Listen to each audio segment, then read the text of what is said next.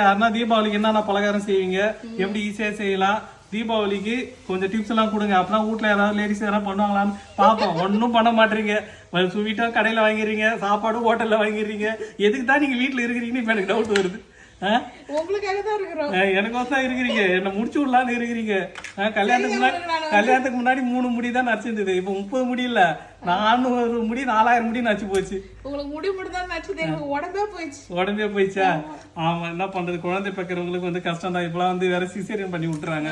அவங்க ஒரு 50,000 1 லட்சம் சம்பாதிக்கணும்னு நினைச்சீங்கன்னு உங்களை முடிச்சு விட்டுறாங்க. இதை நான் சொல்றப்ப நீ எங்க ஏத்துக்கிற, கேட்கவே மாட்டேற. நீ நல்லா வாயால சொல்லிட்டு கம்முன்னு உட்காந்துப்ப, அங்க போய் படுறவங்களுக்கு தான் தெரியும். நீங்க இப்ப ரொம்ப கஷ்டப்படுறப்ப இப்ப சொல்றீங்க, வீட்டுக்கார சொன்னது அப்பயே கேள்விப்பட்டு. அப்படியா?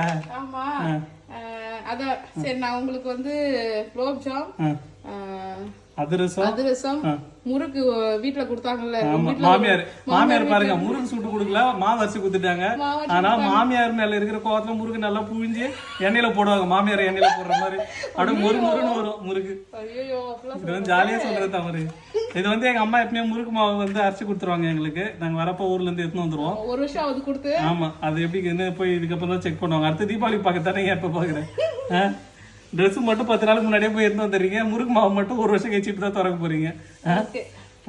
ஓகே மக்களே, ஓகேங்களா?